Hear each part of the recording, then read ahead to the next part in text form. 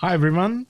So, this is our second live stream tonight. Welcome, Jason, Ankit, and Joe. Thanks for joining. It's a random, we don't really have a topic which we picked, so anything goes really. And being in the LTD community and so many things to discuss, I don't think we're ever going to be short of topics, so I guess. I don't know how we're going to follow Ankit's presentation. Yes. Yeah, Ankit, you set the bar high, by the way. Yes. Yeah. Nah, it's all good, guys. I had that deck ready, 'cause sometimes I just shared with my friends in my team because I want them to be involved in the business process as much as possible. Because it's important for everyone to understand their customers, because I know the roles are so segmented, but everyone needs to be on the same wavelength. So it's something I do at work as well, so that they know how one thing equates and relates to the end process, and then we're all working towards that same objective. Of course, the profit maximization part, but also helping the customer, So yeah, that's fine, no problem, guys. I'm glad everyone loved it. Yeah. It's very good. So, I think there is a lot to talk about because there is a lot of things going on in the community, and especially around seems to be some sort of issues with founders. We had relay that discussed today, nice board, and then we had Getsgram, and everybody. I mean, for sure, everybody has the right to express themselves, but I mean, there is a way to do that.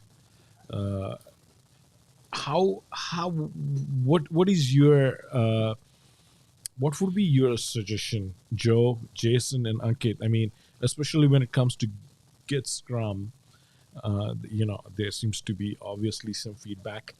I'm not, of course, of the opinion to hold founders like, you know, sort of like hold them for against like reviews and go on doing reviews. And I mean, I don't think that's an approach which really should be taken. But what would your advice be for the user as well as for founders, right? Like, what's your take? I think, like Neelish, like you were saying earlier in a post, it might be better not to comment on the groups and go full-fledged attack mode.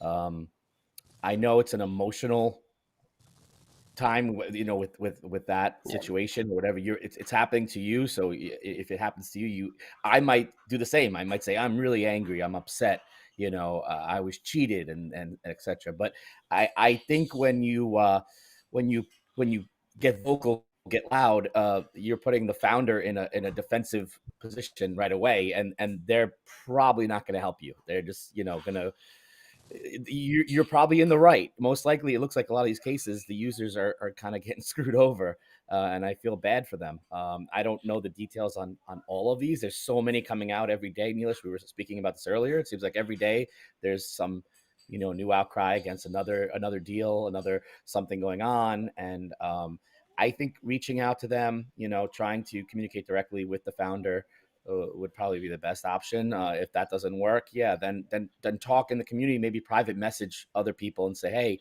like I knew something happened to me. I would talk to you, Neelish, Ankit, Jason. You guys would be the first one I would message and say, hey, this tool is really, they're screwing me over. What do I do?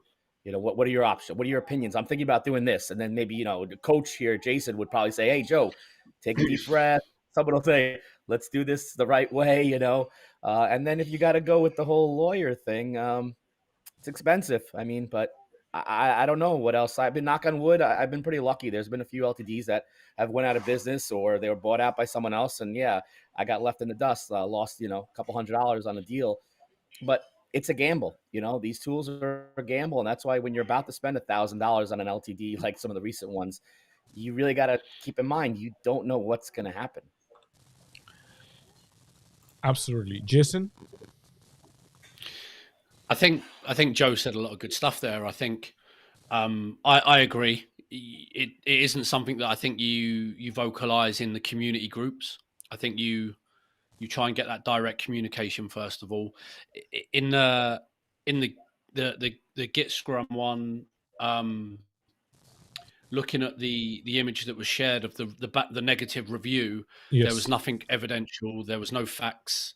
It was just an emotional rant. And if whenever I see them, when you do see them from time to time, I tend just not to believe them because there's nothing in there of any concrete nature. So um, I don't see why what the benefit is someone is having that rant. I don't get it.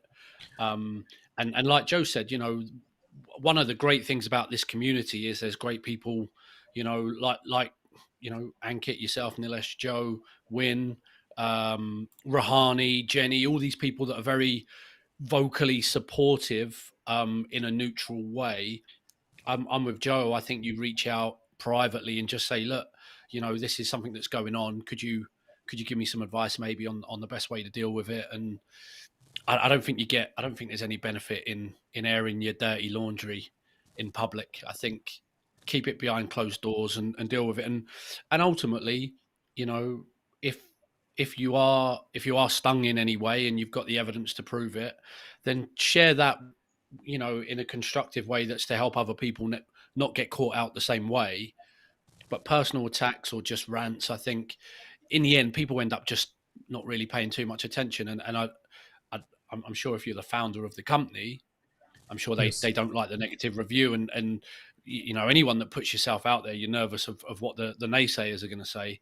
But those ones, I can't take seriously really because there's nothing credible in there, no validity as to why they've been undone in any wrongdoing. So yeah, it's do it privately. Seek experienced people like yourself, Nilish, and get your guidance, and then take it from there. Yes, and let me give you some background about Getsgram, and so what the gentleman Ritwik who had this issue, like his whole thing was he had purchased an account a couple of years ago, and then it was sold to him with 10 users, and it did not include any features. And his point was like, hey, if you are doing another LTD for 3 years anniversary, and if you're selling a better plan for 30 users and adding premium features, you should give that to me as well and to every single user. So that was the point of dispute amongst them. And before that, Karthik had an issue as well, and I talked to the founder. We had helped Karthik actually resolve the issue, get him an upgrade, because there were a lot of posts around this topic. And we always want to help founders, but we also want to help users in our community. So I was like, hey, if you solve this thing, it would go a long way. And then today as well. But I am absolutely in agreement with you. I mean, instead of going and posting a bad review and then hurting a company, look at possible ways of resolution through talk and having some sort of intermediary platform like our community where you can say the founder, hey, let's look at what all the community says, just to make things a little bit easy and have a more civilized discussion. Because once things get heated and the egos are hurt, then it's very hard to resolve the problem through discussion. I just think that. What do you think, Ankit? Actually, I listen to all of you, right? And everyone has their valid point, and it's super wise and the reasonable thing to do, actually. I'll tell you, and I'll be honest, I have Gitscrum. I have the business white label LTD. I paid 250 most probably when I bought it in 2018. It was well perceived in another group actually where they where they initially launched it. And the user and the community have a proper question. I have a feeling it's more of a communication problem between both parties, and it's always is because Renato is not originally English speaking. He's from Portugal, and what people might be communicating is not easy to understand in many aspects. But like Nilesh pointed, you've sold a plan for, I think, 250 or 300, whatever business wide label. It came with one project, I guess, or one workspace, and now the same 250 or 300 comes with 10 projects or 15 projects. So your initial people who bought the deal kind of feel like it was unfair because they took a chance when the product was not there, and they invested, and then all of a sudden you launch, come up with a newer plan, and you don't upgrade it. So that's the voice like put in by the community, and that's what Renato needs to understand. But I understand Renato has his own point of view as well, and like Nila said, it shouldn't be escalated so that emotions are running wild and high everywhere. Instead, it's a communication, and I think if both parties are there for communication, try to understand, and this platform, the group is the platform for that. I mean, why do we have a group? Is for that communication, for that open exchange, and I think it goes somewhere after that. Because in my feeling, I know Renato is trying hard to make his product better. He always comes here in the group. He's actually listening. It's not like he's not listening. And then it's just a matter of communication, I believe, and nothing else. Because I think he's a good person in heart as well. Yeah. Yes, I mean he is a good person. Is in some. I think there is definitely communication gap. I see that his intent is to ask for feedback, and honestly, like if you look at the feedback, it's quite rough with some people giving feedback as well, right? So if I was the founder, I would. I'm not sure I would entertain that. So he was taking it in a positive way. So I appreciate that, right? I mean, Yeah. there are things which happen beyond, some of the community knows. Like the issue with whole Karthik thing is like the Renato's point was like, hey, our company was reported to Portuguese tax authority or something like that for, uh, you know, tax evasion or something like that by this user because we didn't give a proper invoice or something. So he's like, we cannot give him the account back because of without a valid passport or something. And I was like, okay, well, you have a point, but just do it and do it. And then he agreed, right? But posting things of that nature is not going to get him anything to a user. Yeah. But talking to the founder for sure will, right? Same thing. I feel for the guy who is with in that nice board situation because his is an entirely like really crazy scenario, which I mean, I haven't seen. I don't. This does not happen. I mean, this does not happen Yeah. even when you if you are an enterprise and if if you don't pay a bill to certain cloud provider, they don't just like delete your data or something like that, right? Yeah. But so I'm assuming that he had just you know hasn't deleted anything. He just stopped. But but he has a point. I talked to the gentleman who posted that review, and his point of thinking, he was asking this team who was using Niceboard stop using some logo on one of their friends site who they were associated with, and they're not associated with them now because these two parties, I think their relationship has gone sour. So Yeah. this party is telling the founder of Niceboard that, hey, we have nothing to do with it, and the Niceboard founder of course thinks, no, you have everything to do with it. Although I don't think that's the right approach from a founder's perspective, that to cut off the complete access to a user. That is for sure. There are some legal issues which can get in like real trouble with to any Yeah. startup or to any business as well, right? So both parties are going to be adversely affected, I think. So I I mean, think for the nice board case, right? It's. I think it's. Why would they wanna take such a big action from the nice board side, where it's so much headache for them, for themselves? If it's just a branding issue and the end party is already removed, then it should be sorted there and then done. Like, and most of the time I feel like in this case we might not even know both complete both sides of the story. So who are we to judge in that aspect, right? I mean, I feel like that's something that happens all the time. Like outside of this particular discussion, I'll be honest with you. I follow SaaS founders on Twitter. I follow them on Indie Hackers, and some of the way they talk about LTD communities, the first buyers, it's insane in a way where, from a buyer perspective, from an LTD member's perspective, it's our investment. We feel like we are trusting them when they had no foundation in the beginning, and we are putting that faith in them. But coming from the other side, what happened to the headline case?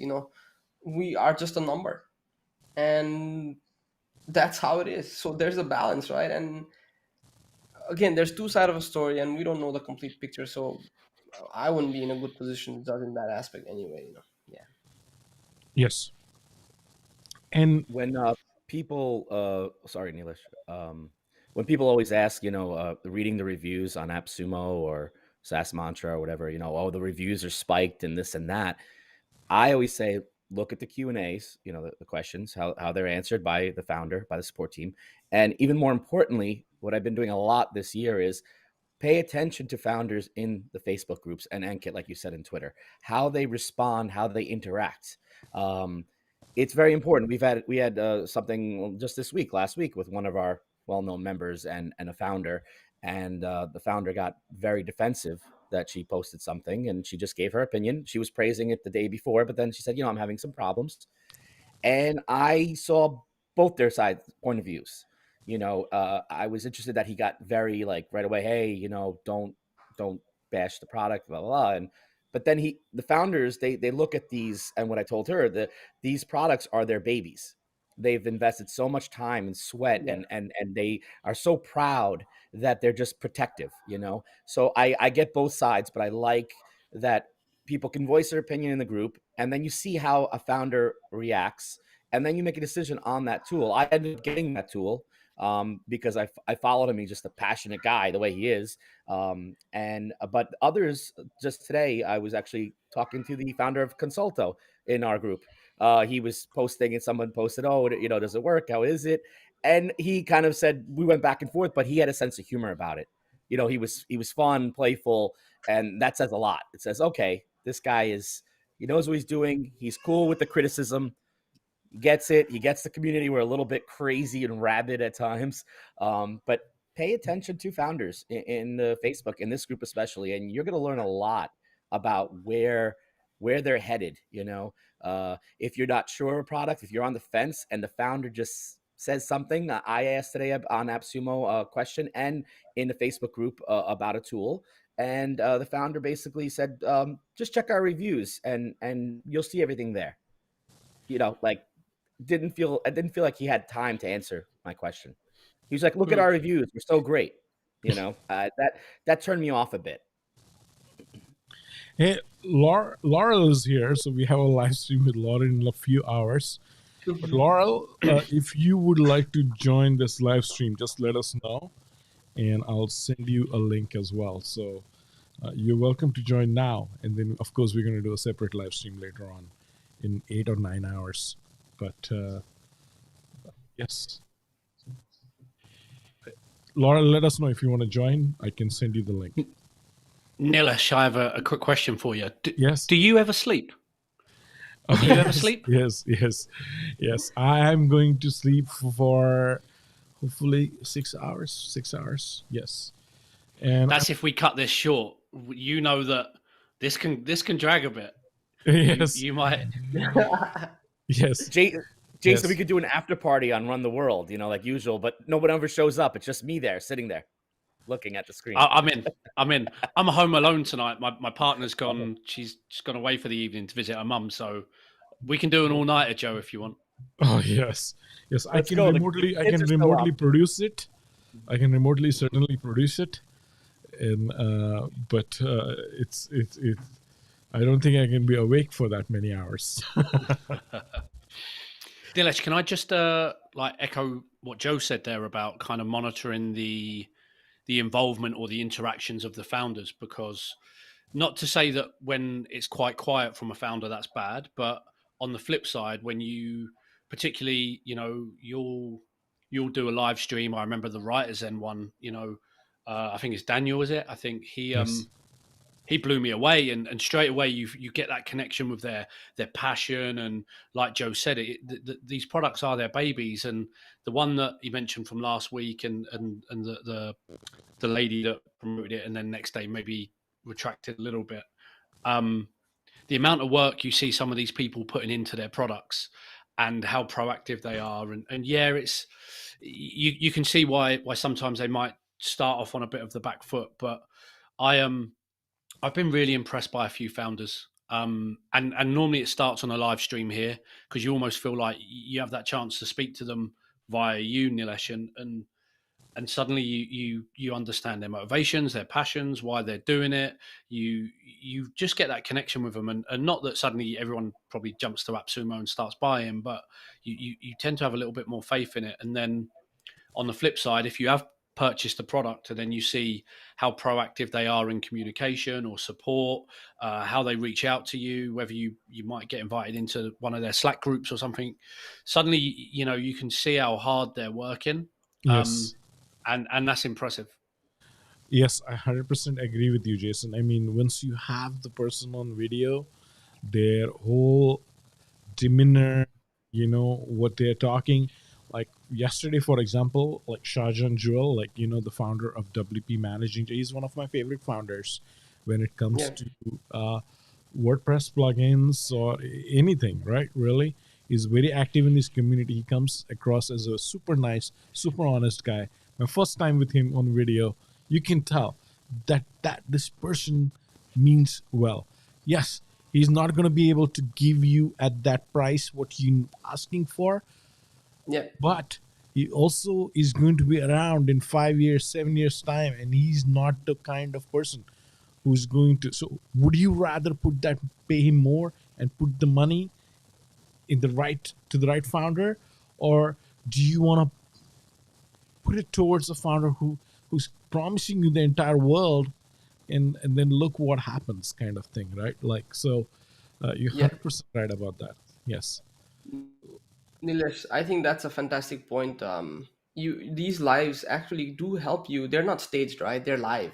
So Yes. if you put them on the spot and then their true intentions are out, right? I mean, and most of the time they're good people, and good people always say good things anyway.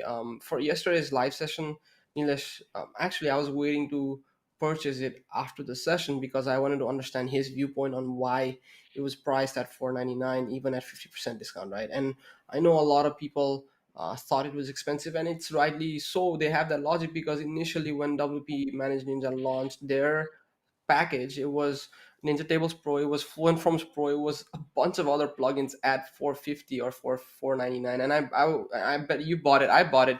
I bought it. So considering that, it was of course high. But then look at him explain, right? He's saying he's got a completely new team just for that product, right? So Yes. you're not using the same team, right? And fair enough. Your competitor priced Smash Balloons. Initially, they only launched with Facebook feed. It started around 100 something for a year, and then they also had the all-in-one package that only offers one social media feed for 499 lifetime if you want it, and then you have to get each for 499. So Instagram 499, Facebook 499, Twitter 499, whatever, right? So considering that, and remember how his team was saying the price is too cheap to be selling, it should be sold on premium, and he's like, no, that's expensive. So you do get that authentic logic behind why it's priced like that, and I understand many people are not happy. And I read both sides of the comment on why some people bought it, why didn't some people buy it, and some bought it because they wanted the unlimited site, but they can't afford it. And some people were actually commenting in the group saying, hey, why do you need unlimited site if you're not an agency already, right? And it's just our behavior, our consumption behavior, that we want brand buffet everything, and then that's how it is. But at the end of the day, it's personal opinion, it's personal pricing, and if it resonates with you, good. If it doesn't, then you're free to pass on it. But he has his logic, and he communicated that, right? And you cannot just say no, I expect better because I was an early investor. He's done. If you bought that WP Managed Ninja package for 499, he's returned value of more than $1,500, $2,000 to begin with, right?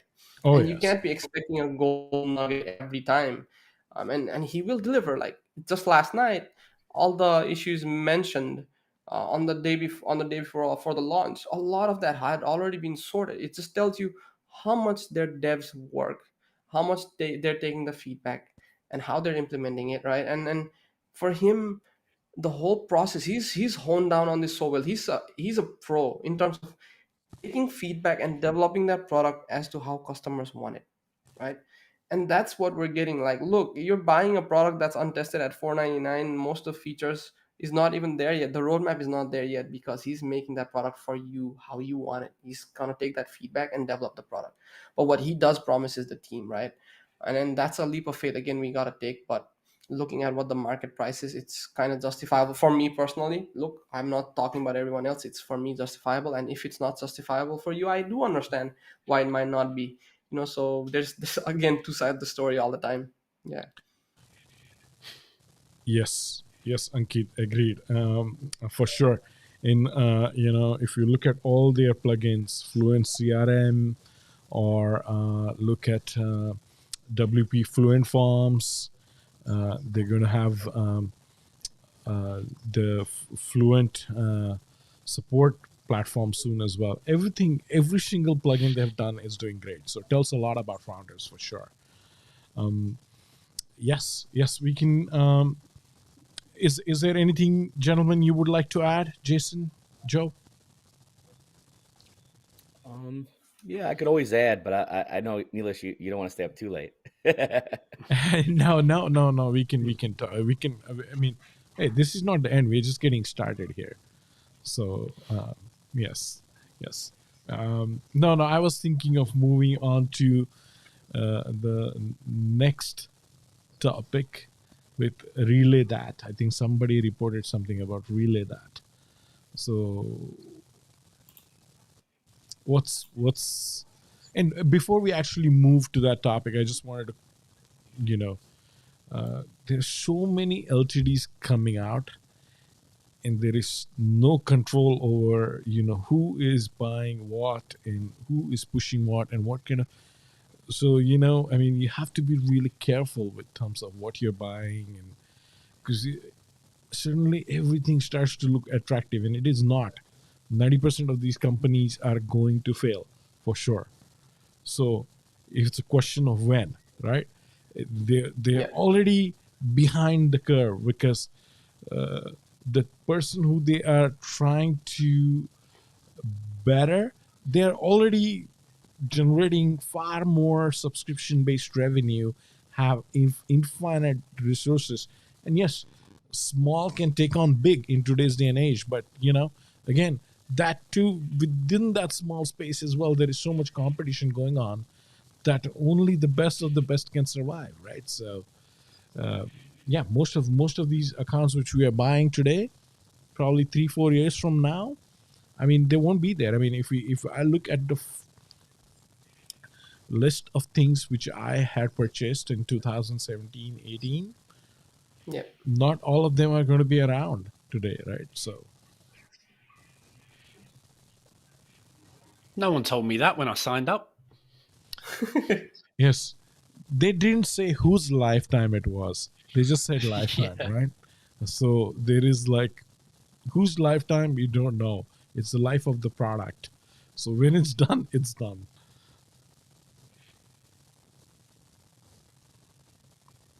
Chris is here. Chris saying, I love to see how different people think and express their perceptions. Everybody has a valid point. This is a great discussion. Thank Chris you, is my new Chris. Chris is my new FOMO buddy. He's we've been going back and forth about visual sitemaps now on AppSumo. Oh, He yes. loves he loves the tool, and I have it almost in my cart. I've been checking it out, eyeing it since day one. I just don't know if it's necessary. It's one of those tools that it could be great for clients, but I just don't know yet. Chris always has a lot of good suggestions, and He does. it's because of him I have ended up buying uptakes and all that, right? Like in it's like he has always been like he has a good taste in some of No, them. he does. He definitely has a good eye for tools. Chris is one of Yes. the guys I definitely, when he talks about something, I take another peek and I really look at it because he rarely gets it wrong. I mean, every tool that he's recommended, I love, and we both like SE ranking. So that's why me and Chris get along. Yes. I have SE ranking too, Yeah. Yeah. Yes, It's a Joe. good one. That's why Sam we is get saying, along too. yes, yes. Ex- Expensive founder for sure. That's what Sam is saying. Sam, how much discount do you want on that WP Social Ninja Pro? Just comment and we'll see if we can get that discount for you. But it's already a 50% discount, so I'm not sure how much more you want. Yes. Yeah.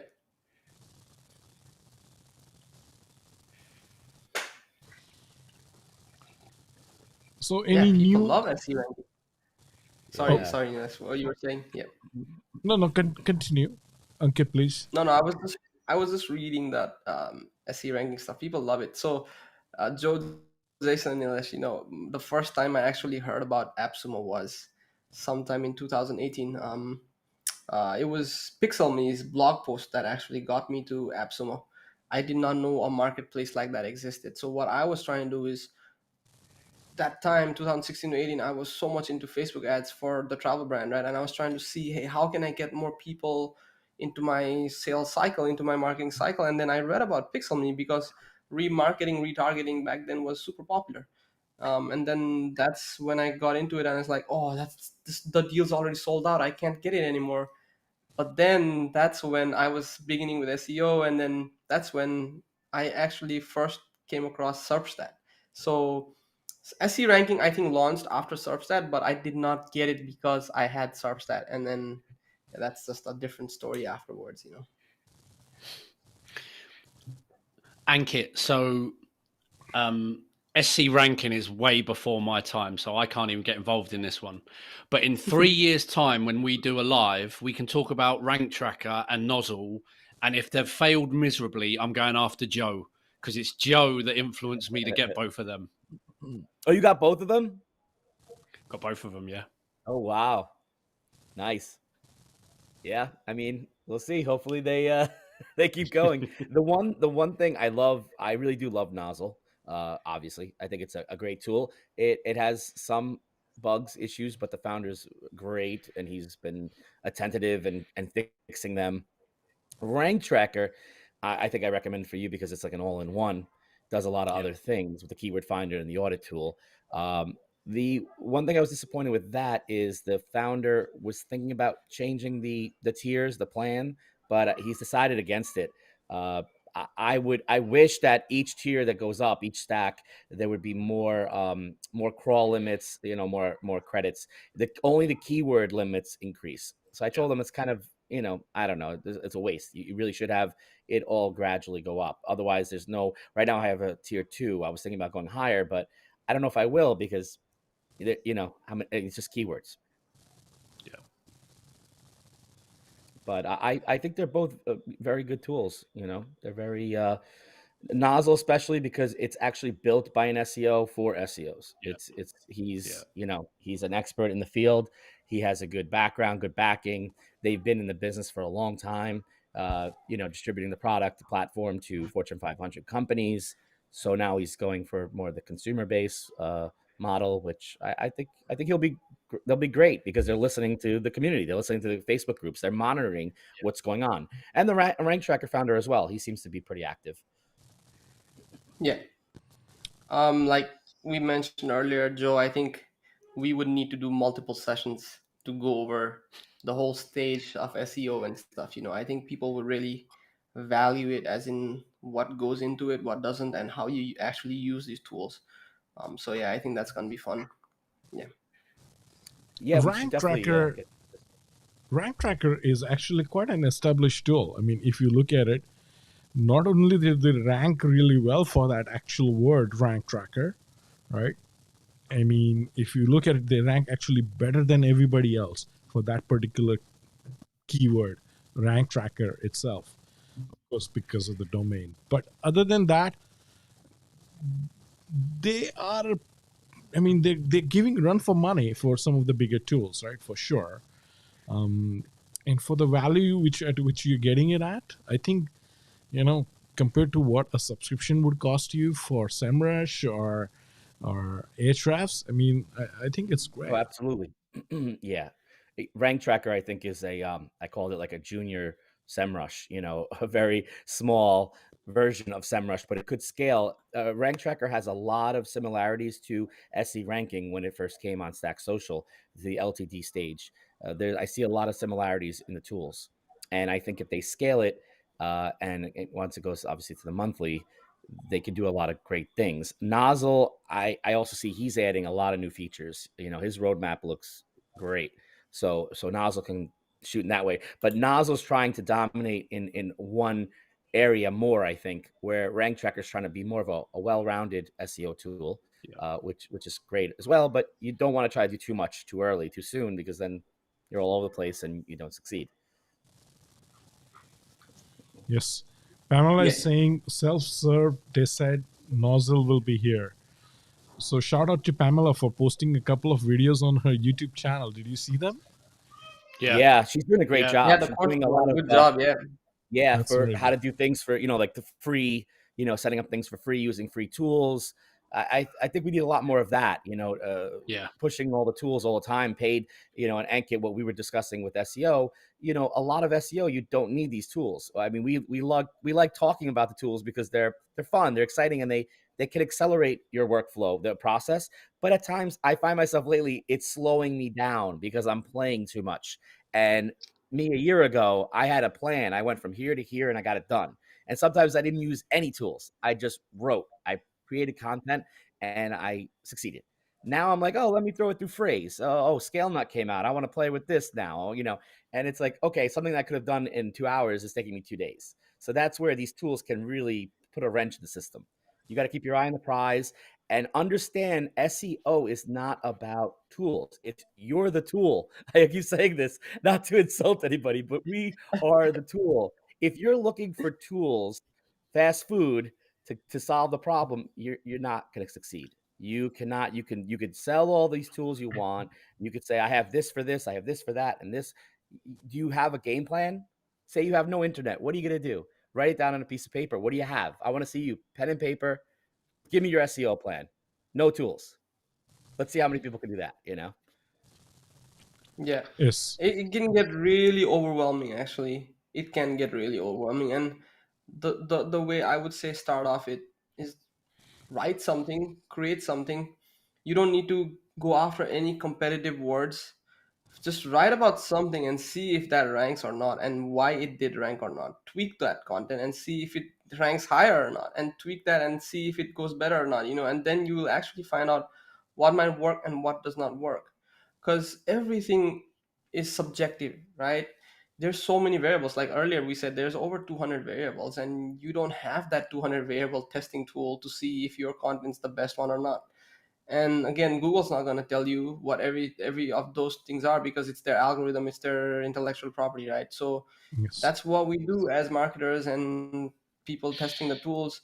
We try to see what works, what doesn't work, and then in the end, that's what it is. And a lot of people won't tell you to the straight to the face, saying, hey, this is how to do it, because they've spent time, resources to figure that out, and they will not give it away for free. Ankit, do you have text metrics, web text tool? I've talked to Joe for a few times, but he hasn't actually looked at that tool. I know, so I'm going No, to talk. I have it. I have that tool. I know I you haven't do. looked Joe at has it. I haven't looked I at it in a year. Yes, Yeah, I I know know. Joe has it. I know Nilesh, you have it, right? Yes, I kind of looked into it, but I try to minimalize, like Joe said, try to make everything simple and easier. Right now, guys, what I'm doing is there's topic discovery, right? Keyword search and discovery. I'm actually not putting a lot of time into keyword research, because I'm not looking for the volume right now. I'm trying to see what are potential things that my readers might want to know about. And I'm writing about that first more than anything else, because I'm not trying to get more visitors. It's more about trying to establish my expertise in the field, right? So what I do is I come up with content. I have a writer based out of Nepal, right? And we brainstorm every Sunday. And then he helps me create content. We write in Story Chief, because First of all, it's better than Google Docs, right? Story Chief, you can do a basic on-page check right there, and it's like a repository where I can comment, he can edit, give feedback. It's easy, right? And then I actually tried to post it from Story Chief to WordPress, but I found out that the image names are distorted. So one of the ranking factors for images is the keywords are in the image as well. And whenever you directly post from Story Chief to WordPress, the image names are weird. So it doesn't help me. And that's why I had to manually do it. But the process is pretty simple. Idea in Freecamp. Okay, lots of idea and task in Freecamp. Content writing in Story Chief. Once done, posting directly in WordPress. You know, yeah. Very good. Very good. I think there is a comment here from Joran Liang. Hey Joran, how are you doing? So saying agreed, great discussion. It's great to hear what you LTD vets have to say. I've only been in the LTD space since May. It has been a formal journey. So Joran, first of all, Get out while you still can. Escape. yes, I mean, yeah, don't get carried away with all these tools, right? Like, I mean, everybody, like, I mean, if you look at, if you haven't looked at Pamela's post today, the top 3 tools, everybody has different top 3, and if you are new in, you don't probably have any of them, so you can probably to buy all of them is going to be a while. So just look into what you need, and if you are going to look into, like, if you really need it, then buy it, because like, I mean, half of the stuff I don't use, and it's Yeah. really bad. I haven't sold anything recently, like, and I don't use as well. It's really bad. I know, Jason, you're good with that. You have a really clean stack. Anna has a really good stack. You are very optimized in terms of what you want to use. You have those tools. Yes, I'm not sure about Ankit and Joe, where they stand in terms of tools you don't use and you still I have have I them. have a few here and there, that I want to use in the future on projects.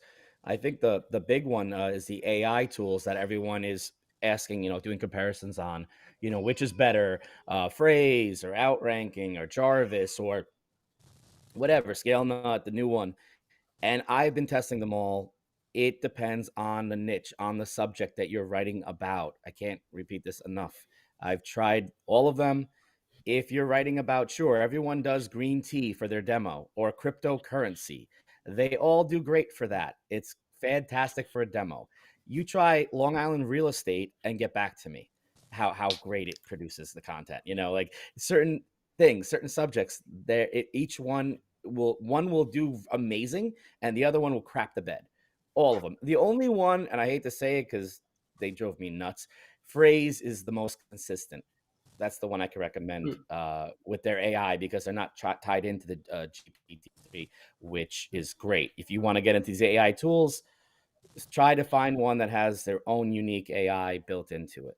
I think ScaleNut has it, but they're partially, GPT-3. But again, it depends, and these, we're talking about Nozzle and Rank Tracker and SEMrush and whatever, Labrica. If the tool works for you, use it. If you like it, use it. Don't listen to me. Don't listen to other people, because then you'll just get confused and buy everything. If you like something, it's working for you. Go for it. Yeah, Nilis, I just checked my stack after you mentioned that, right? So most of my stuff is actually, it's actually WordPress plugins, quite a few WordPress plugins, and there's a lot of content creation tools as well, in terms of image, the creative. But in the last year, I've been trying to phase out the ones I didn't use, and I actually sold a lot in the group as well.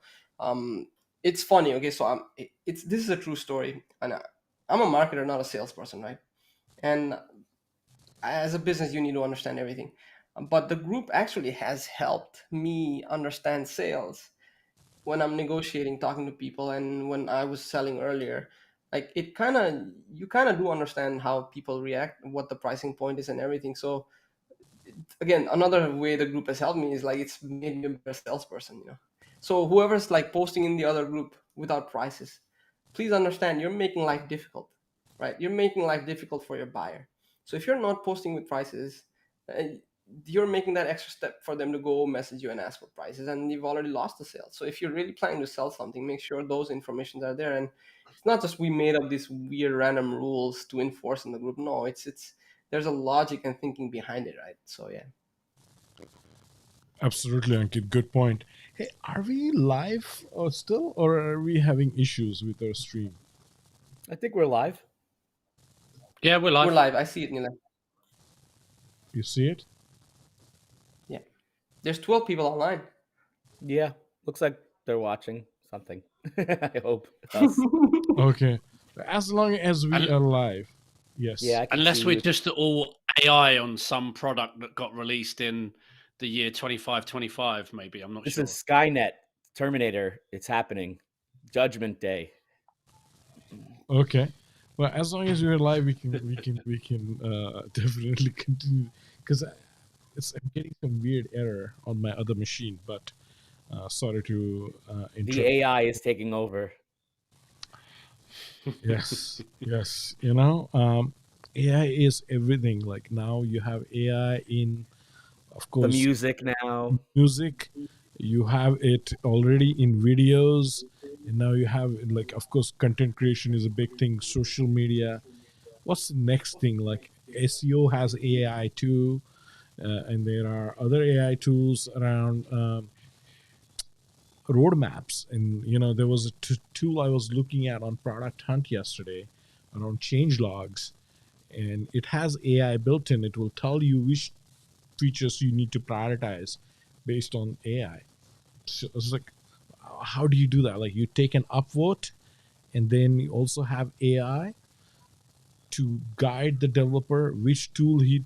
So it's like, okay, 50 people have upvoted this particular feature, but my AI tells me that, hey, you need to prioritize this feature. How would that work? I wonder.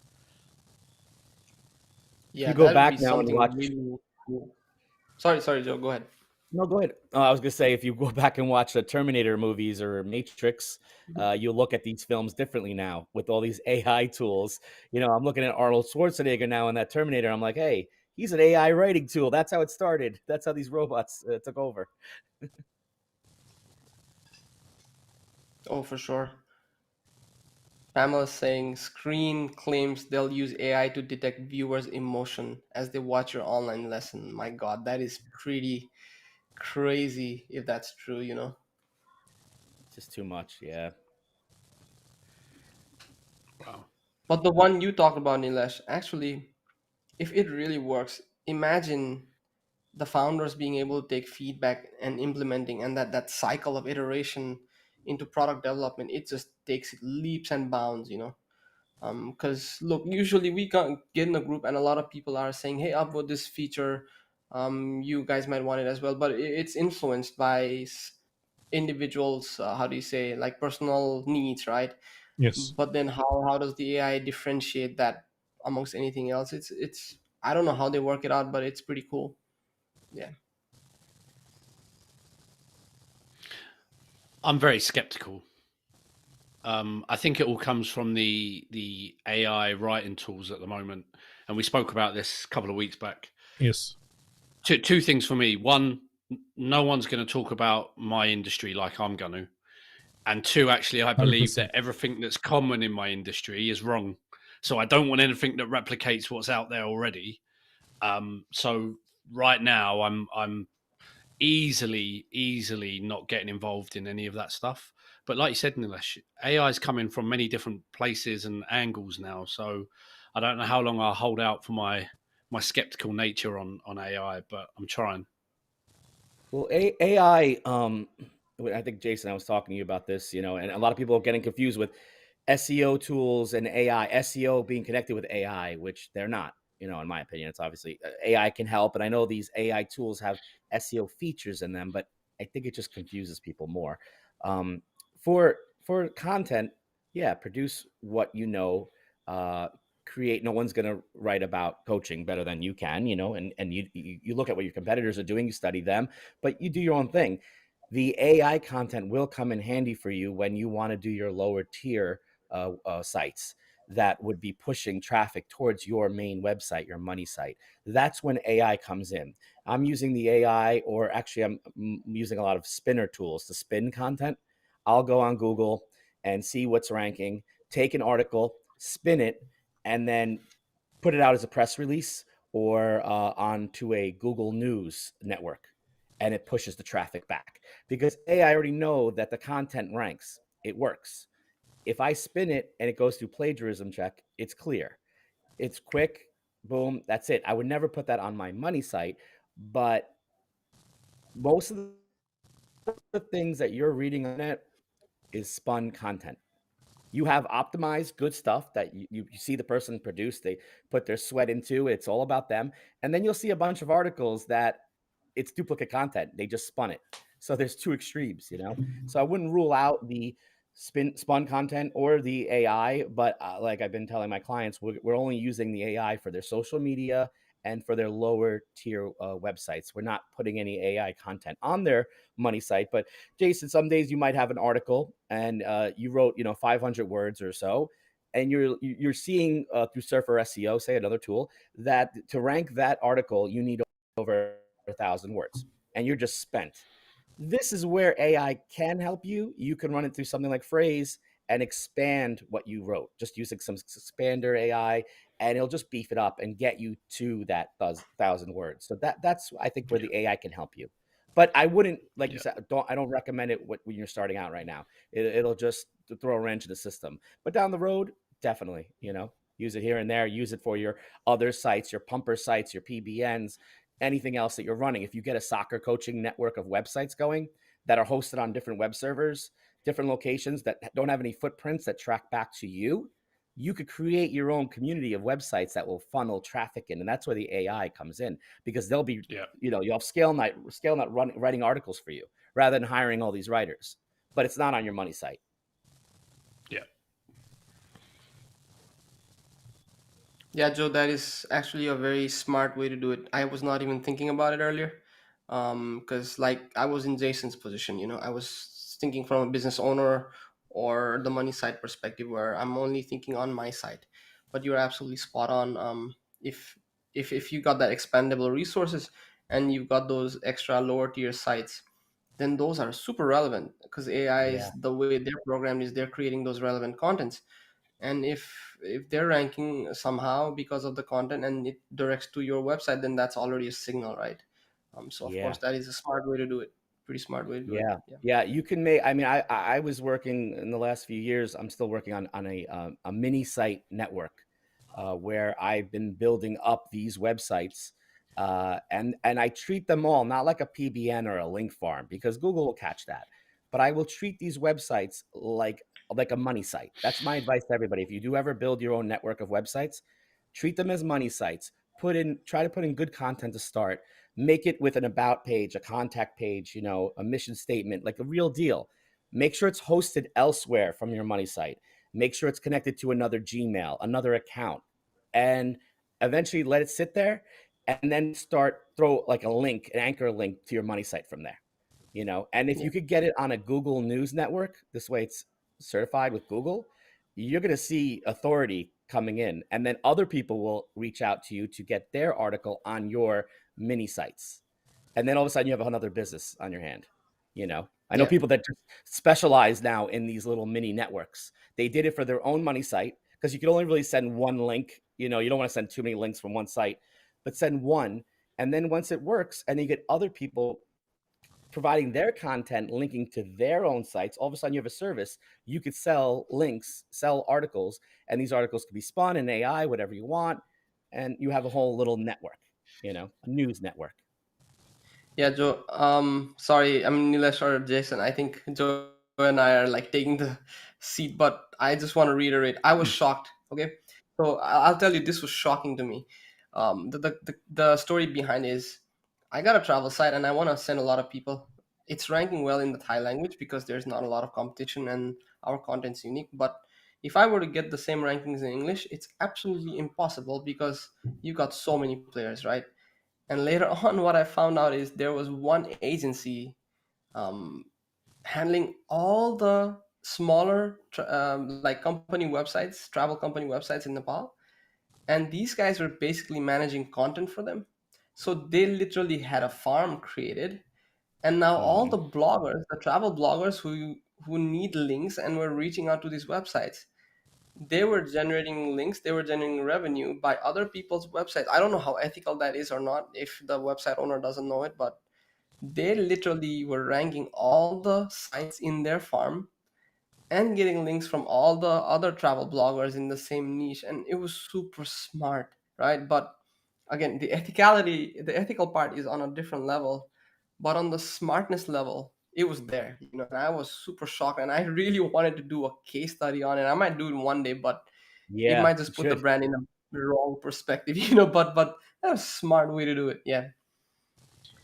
Laurel is saying deep face and deep text Facebook and deep mind Google are interesting. Interesting. She's talking about the AI discussion we had earlier, right? Yeah, So yeah. absolutely. Yeah. So in deep fake in terms of voice as well with overdub from Descript and that new feature which uh, Lovo is introducing for $999 to have your voice, in terms of text to speech. Or I think $999 is ridiculous, first of all. But going back to Laurel's point, so deep fake as in voice, yes, Descript. Have you looked at overdub? It's really really good. Like you train the AI in your voice, and then the next time you just type the whole article, and it will just record it for you. So I think a lot of podcasters are starting to use that. So something to look into. I'm sure Laurel knows.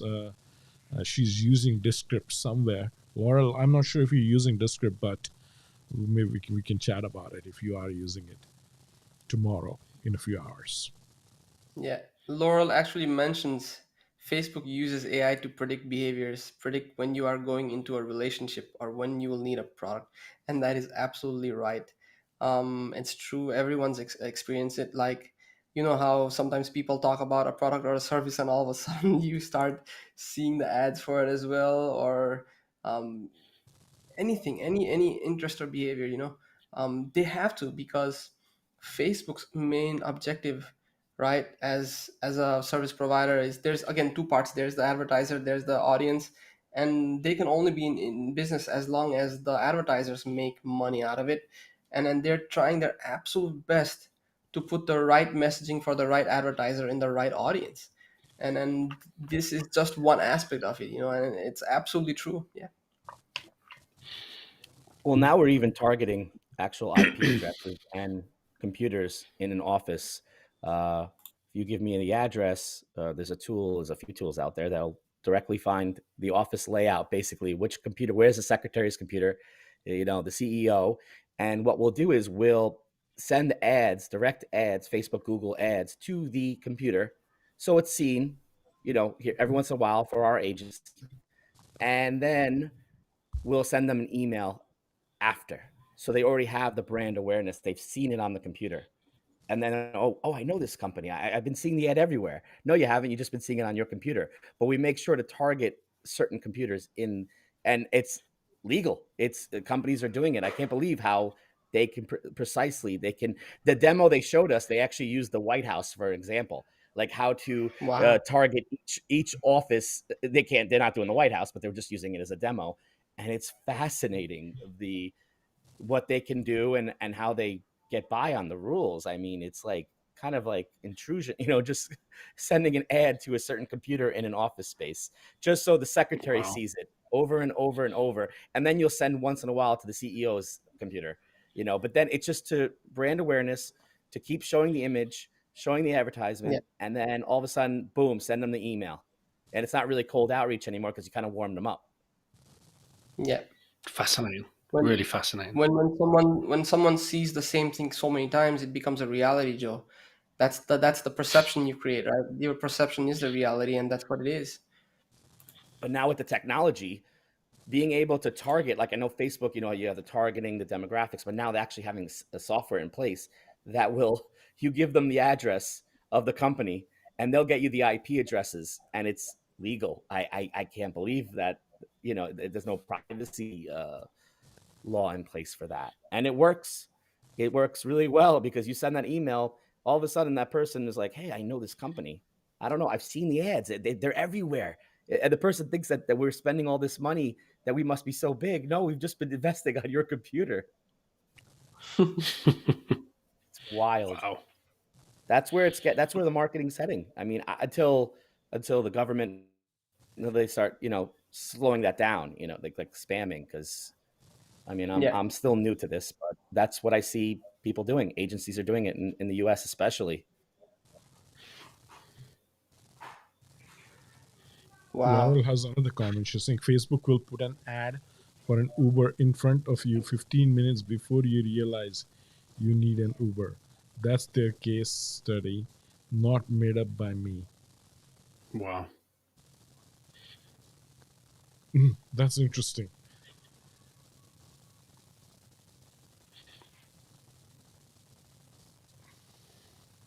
But it's already kind of happening. I mean, if you're on the iPhone, right? Let's say, like, Yes. for me, the stock market here opens at 10 a.m., right? So every morning at 10 a.m., my iPhone's gonna say, "Hey, you want to open this stock application you've been opening for the last, I don't know how many days, every day at 10 a.m."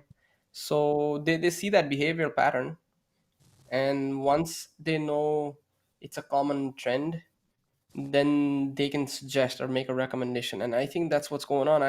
Because Facebook, whenever you check in and stuff, whenever you do stuff, you're actually sending those signals, those small data, and you're already feeding that information, and they're utilizing that data to give you the information or to show the advertiser, saying, hey, they're willing to take this action, would you like to show it? And Laurel, actually, Uber is a case, right? In Southeast Asia, there's other companies like Grab and Food Panda, but they are so well integrated with Google already, that whenever you're searching to go from a place A to B, then the recommendation for their ride sharing app is already shown. So they're already doing like native integration with the big companies. Yeah, it's here too with Uber. Yeah, it's on the map. Like, it will Yeah. give you an option for Uber as a ride along with the subway. So on Google Maps, right?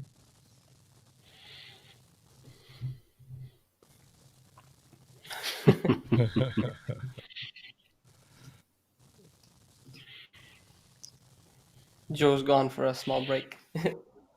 um, Yes. yeah. So one other thing I wanted to cover today. Oh, Laurel has another comment here. The platforms know your friends' phones have left a location, so it's time for you to go home too. Mobile geofencing. Wow. Yes. Fascinating. Yeah, I'm sure there is a lot more data. I mean, somehow I always feel like, every time there is like some new gear or a new Sony camera, I tend to check like, hey, does Vistec have stock? Are they taking orders? Is there something going on? And for sure, now anytime Sony is releasing a camera or something, like the Vistec ads start showing up, for me, and I'm Mm. thinking, that's interesting. Like, but this makes sense because it sort of tracks your pattern in a way for a very long time. I'm not sure how long they're storing every single data point on every single user. How much data would that be, and how they're doing it? But that would be a lot of data points. But it probably actually knows that once Sony is launching a camera, I'm doing a similar search, and I'm looking for Vistec, so it's already showing me that stuff Yeah. even before I have to think about it, right? So hey, I want before, so like it's 12:30, like we'll close off at 1 o'clock. Yeah. I want to touch base on one topic in video creation process. What tools do you use? We can talk a little bit about it. I just look straight at Joe. Yes.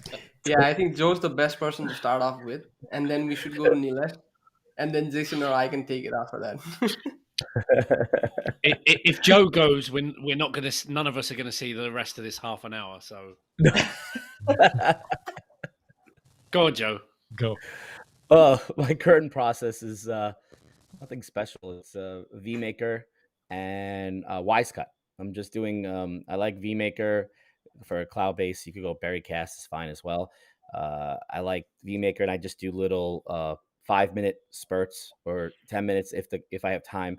My issue is the girls are always around. The kids are running around screaming, and every time I try to do a video, it gets ruined. So I try to do it as quickly as possible. VMaker, record fast, and then I've been running it through Wisecut, which I like, but there's an issue with the frame rate converting from VMaker cloud software to Wisecut. Wisecut support has kind of disappeared the last 2 weeks, and the render time does take a bit, but I think the music quality, the AI for the voice is great. But I am going to pivot to Camtasia. I'm going to go that way, to get that software for my videos. And then for the lives, I've been using Be Live. I'm very happy with StreamYard. Happy with. Really haven't played with the Restream. Ecamm, I've tried a few times. I love it. The quality is great. I'm not doing that many lives. And Run the World, I enjoy for that stuff. So kind of a little bit of everything. But my video stack is, yeah, it's pretty bad. Like I have a lot of tools because it depends what you're talking about. VidStep or Wave or video. I have those as well. And then you have the Reslash, the virtual meeting video tools, sessions. There's too many tools. It depends on your use case. But Yeah. right now, VMaker Wisecut has been it. But I'm definitely going to go Camtasia. That seems to be the gold standard for most recorded videos, and at a good price. And it has the editing part of it as well. Yeah. Yeah, yeah. I have opted for ScreenFlow, but let me ask you a question, Joe. Is VMaker supporting 4K? 4K. That's your nickname. I call you Coach. Jason's Coach, and Neelish is 4K. Yeah, I believe it is actually. It's advertised, but it doesn't matter because once you get it out there, Wisecut doesn't support the 4K part anyway. Yeah. So, VMaker, I love it. I think it's one of my favorite deals that I got. I know everyone likes Berrycast. Problem with Berrycast, there's a few things. The floating window, you have to move it every time you record, and that's just annoying. And they said, "Oh, that's just the way it is." I was like, "That's stupid." And then it slows down a lot because so many people have added sub account users in these other groups, and they've given away sub accounts that I think Berrycast is slowed down. It's slowed down. VMaker People just does the gave job. people gave Bericast sub accounts as a giveaway to Yes. join. And to hundreds of people, and then they're all complaining in the same exact group. How come Berrycast is not working? I'm like, because everybody and their mother gave away an account. Yeah, I have a Berrycast. I like it, but VMaker's been more reliable for me. It's been one of my favorite LTDs that I bought this year. yeah. And then people wonder, oh, why did Bericast is it closing down? Why is the service poor? Right? Yeah, because somebody did like giveaways and gave out thousands of accounts, and that's gonna hurt the founder, right? For sure. It's a great tool still, and OBS is great, but on my laptop, it was just the fan was ready to blow up. It couldn't handle OBS. I mean, that's a free one. You could just use that. Yes, I haven't used OBS really. I'm keen on checking out Hippo Video. Seems like a good tool. I had Hippo. It was good. It was similar to a few others that came out right before it, and I think it was like Warm Welcome was similar. Send Spark I have was similar to Hippo. I had Hippo for a week, and then I said, you know what? Now I have a real LTD addiction. I'm refunding this. This is getting ridiculous. Once you have like two or three of the same exact tools, you might have a problem. Yeah. I'm So not making that many videos. I'm not doing that. Maybe the last week I have been, but not a month ago. I had more Yeah. video tools than videos, I kept saying. yeah, my favorite for video production is Ecamm Live, of course. But I'm starting to use like Final Cut Pro more, and then Descript, and all these support 4K. So I record the video in Ecamm Live, it's in 4K. I take it to FCP, of course 4K, and then Descript. I am using it mostly for removing all the filler words.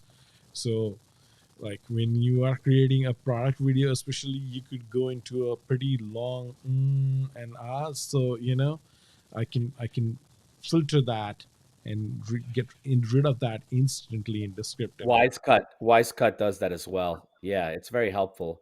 Nothing beats the Adobe products though. Like if I have more time, I'm going to use Premiere to just produce my videos. And nothing will beat that. It's the best quality. But it's these LTDs make things quicker, or these tools speed up the process. So yes, Descript does that really well. I would highly recommend Descript, I mean, to anybody. But that's my video, and I'm recently also got ScreenFlow. I mean, I have AirMeet and other things like for video meetings and WebEx, and but recently I've got ScreenFlow, and I'm really keen on trying ScreenFlow actually because I think it read a lot. I think a lot of people gave me good feedback in the community as well around ScreenFlow, but I haven't got like I'm having some issue. There is a conflict, and I've bought it, but I haven't been able to use it yet because it keeps on giving me error anytime I stop recording. The ScreenFlow has been like their support has been good. They understand the issue. They're gonna help me out. But have you used ScreenFlow, Joe, at all? no, no, I haven't used that one. I am interested in the Descript one that you keep speaking about. That's one that I want to try out. Yes. What about Ankit, Jason? What about you? What's your video process?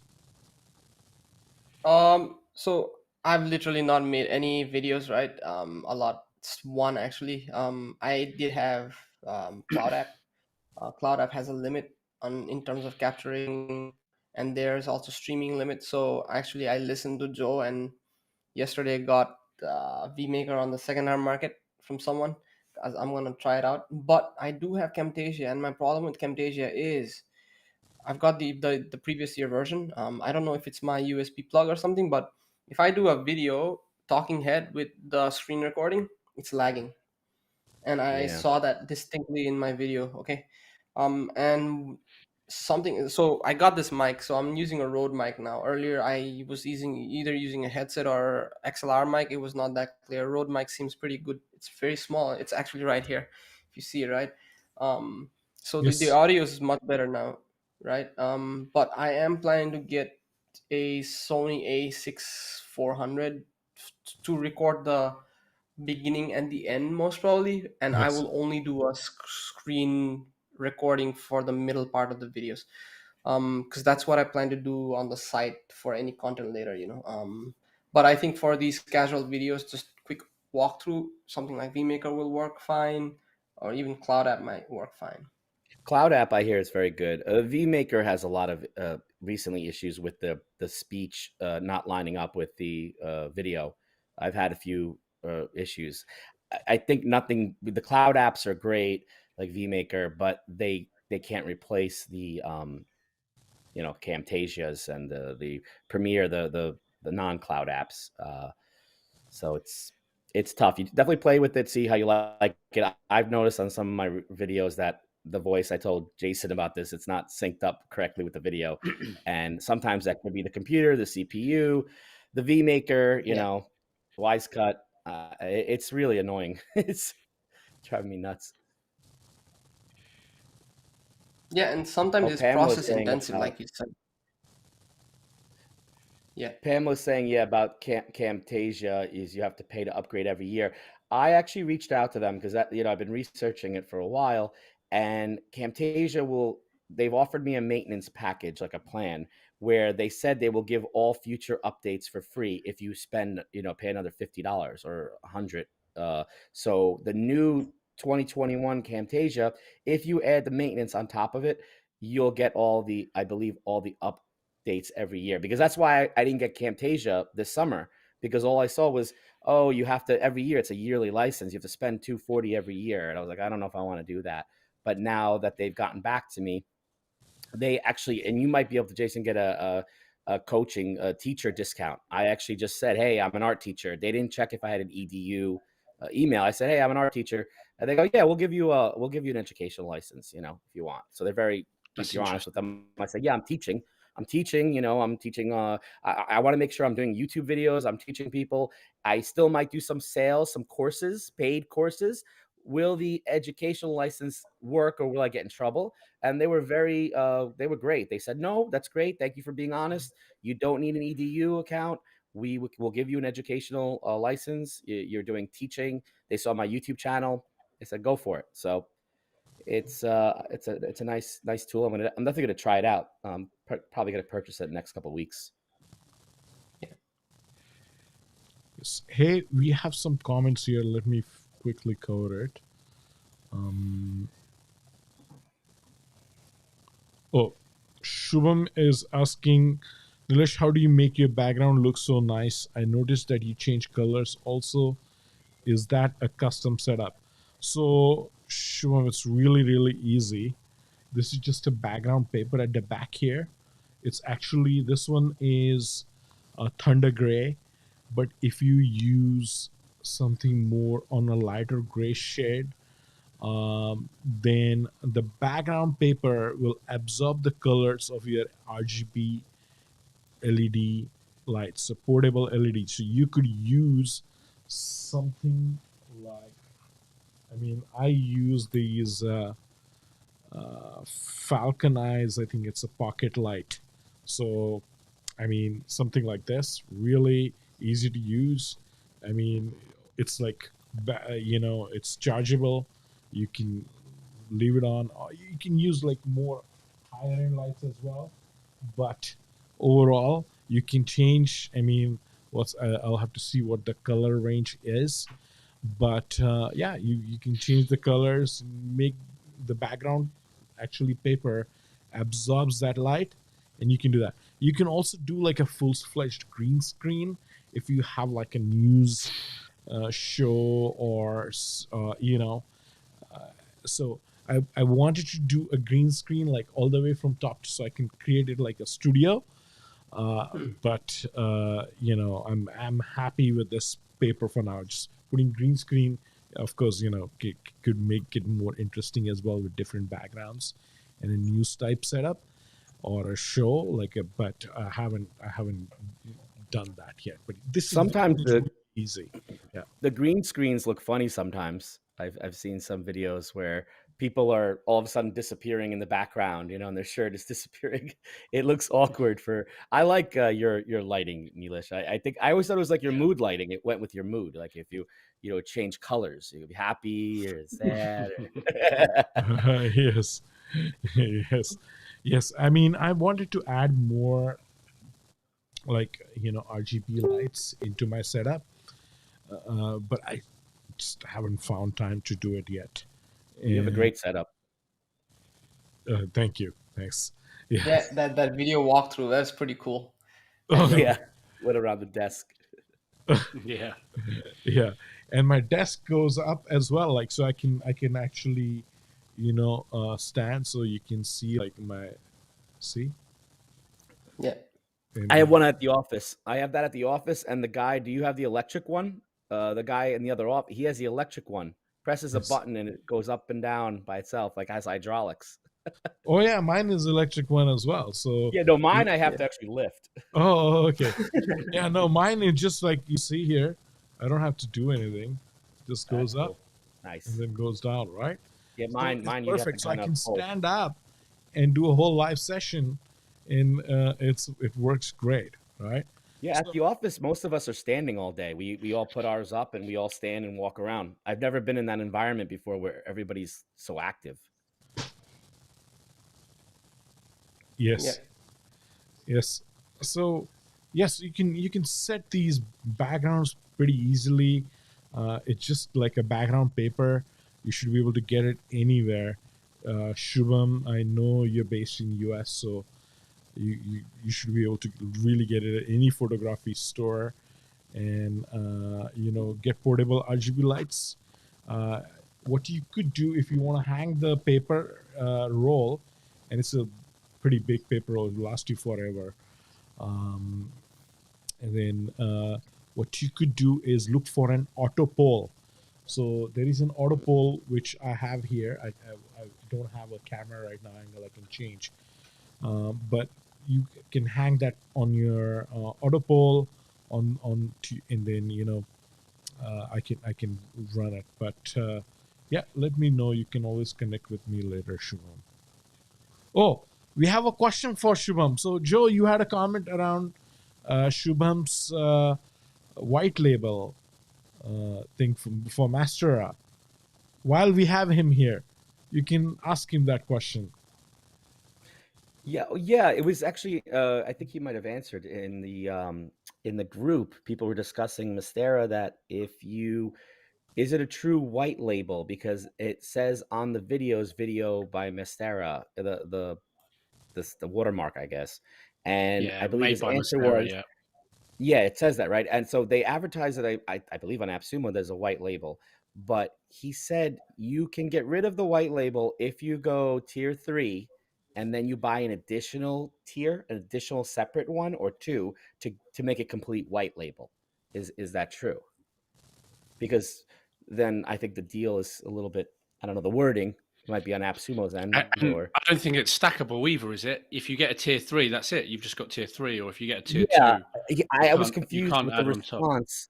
If because with tier 3 you don't get white label, but if you somehow purchase an extra tier, or I don't know, or is an extra money you need to spend, because some people brought that up, that they want to get rid of the Mastera branding, I guess, on their videos. I guess the rest of it can be white label, but having that on all the videos, on the images, can, I guess I could see people getting a little upset.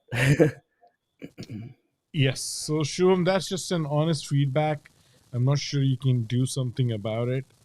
How difficult that would be to remove the Master logo from the videos, but that could be something which might be preventing people from adopting the platform. I'm not He sure. And responded. Jason, I think you are testing Master. What's your thoughts on it? I actually haven't got to that point yet. So I saw it in the group today for the first time. So it's on my rather long to-do list this weekend to go in and have a look. But I've got tier 3, so I think Laurel's just put there that it's a tier 3 thing. So maybe I won't see it tomorrow. I'm not sure, but He said he I'll go and responded, have a there's look. no logos, but I thought there was someone said there was Mastera text on the videos. Maybe the person who wrote it, misunderstood. I don't know. With Master on website footer. On the website footer, that's fine, right? Yeah, that's fine, but they were talking about it's on the Yeah. video by Mastera or somewhere. I thought I read that. I don't know.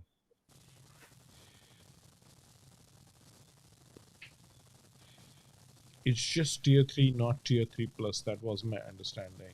That's what I thought. Yeah. I don't know. There was definitely a thread about it today in the group that people were curious.